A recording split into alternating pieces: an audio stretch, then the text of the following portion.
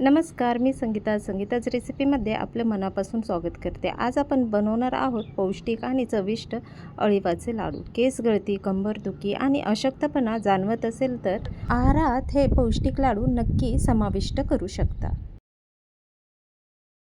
यासाठी आपल्याला 100 ग्रॅम अळीव लागणार आहे। अळीव कडवट असतात, पण आज आपण अशी पद्धत वापरणार आहोत की लाडूंमध्ये अजिबात कडवटपणा जाणवणार नाही। सर्वात आधी अळीव 3-4 मिनिटं भाजून घेऊयात। ते तडतडायला लागले की गॅस पूर्णपणे बंद करून थंड होऊन देऊयात।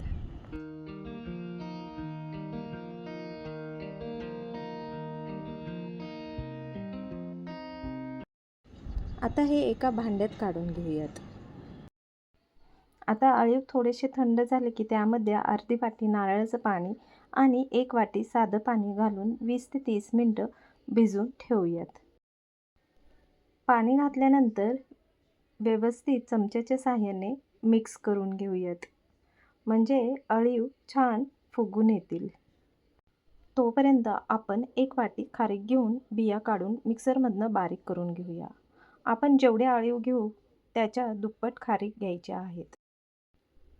आता कढईमध्ये 2 चमचे तूप घालून काजू बदामाचे छोटे काप 2 मिनिटं मध्यम आचेवर परतून घेऊयात। आता यामध्ये 1 वाटी चिरलेला गूळ घालून पूर्णपणे विरघळून घेऊयात।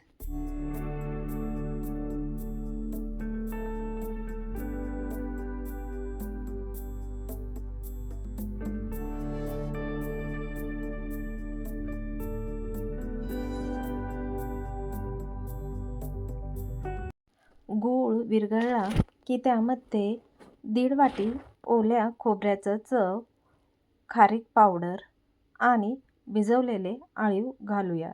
हे मिश्रण 15 ते 20 मिनिटं मध्यम आचेवर सतत परतवून घेऊयात।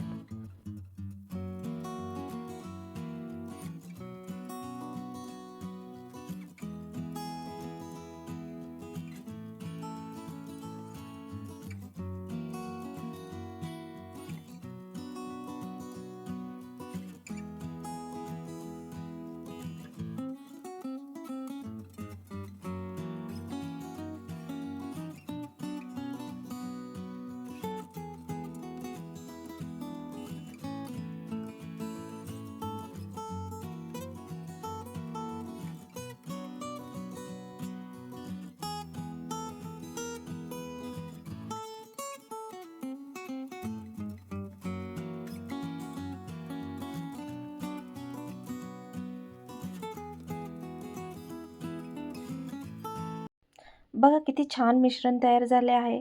याचा वासही खूप छान येतोय।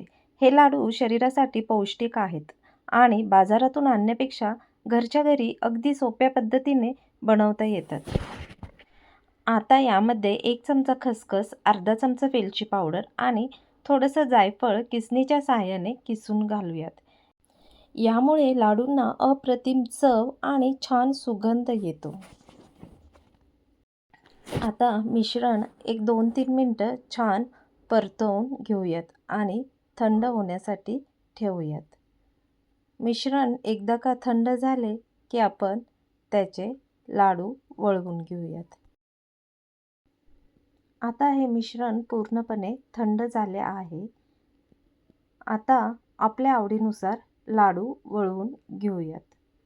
बघा लाडू वळवायलाही खूप सोपे आहे। पटकन छान लाडू तयार होतात। मी या पळीच्या साहाय्याने माप घेऊन सर्व लाडू एकाच आकारात बनवत आहे। तर हे आपले पौष्टिक आणि चविष्ट अळीवाचे लाडू तुम्हीही सोप्या पद्धतीने घरी नक्की करून बघा आणि लाडू कसे झालेत ते कमेंटमध्ये नक्की सांगा।